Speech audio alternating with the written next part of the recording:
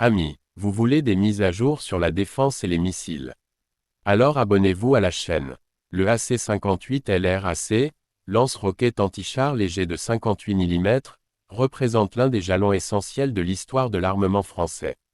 Conçu à une époque marquée par la guerre froide et la prolifération des blindés, il visait à donner à chaque fantassin la possibilité de se défendre face à un char d'assaut moderne sans dépendre de l'artillerie lourde. Son design était à la fois simple, robuste et efficace, un tube léger, réutilisable, associé à une munition puissante capable de perforer un blindage allant jusqu'à 300 mm selon les versions. Cette combinaison permettait à un soldat isolé de représenter une menace réelle contre un véhicule lourd, ce qui changeait profondément la tactique du combat terrestre.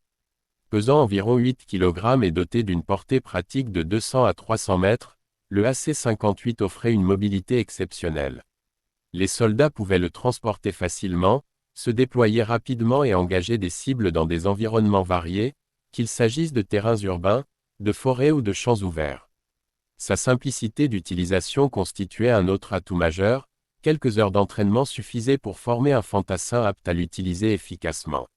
C'est cette combinaison de légèreté, de rapidité et de puissance qui a assuré au AC-58 un succès durable dans l'armée française, mais aussi dans les forces armées de nombreux pays alliés. Le lance-roquette a été largement exporté et a participé à plusieurs conflits régionaux au cours des années 1960, 1970 et 1980. Dans chaque théâtre d'opération, il s'est distingué par sa fiabilité et sa capacité à surprendre les équipages de blindés. Même face à des véhicules plus modernes dotés de blindages renforcés, le AC-58 restait une menace crédible lorsqu'il était utilisé dans des embuscades ou des environnements où la distance de combat était réduite. En outre, sa maintenance simple et son coût relativement faible en faisaient un outil parfaitement adapté aux armées cherchant à équilibrer efficacité et budget. Avec le temps, les blindages des chars ont évolué, rendant le AC-58 moins performant face aux menaces modernes. Dès les années 1980, il a progressivement été remplacé par des systèmes plus sophistiqués comme le missile anti-char Milan ou les lance-roquettes jetables AT-4.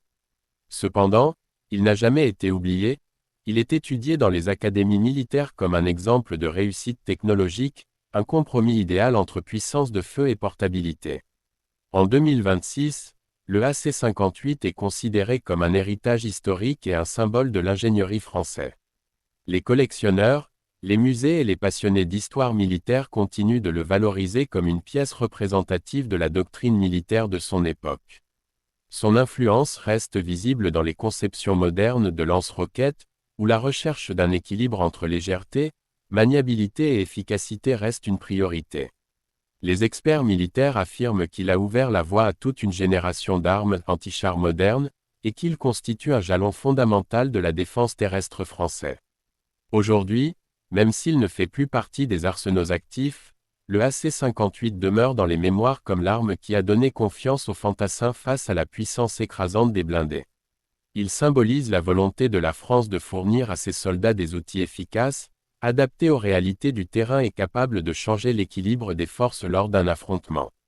Si vous avez trouvé la vidéo informative, n'oubliez pas de liker et de laisser votre avis en commentaire, et abonnez-vous à la chaîne pour des analyses militaires authentiques à l'avenir.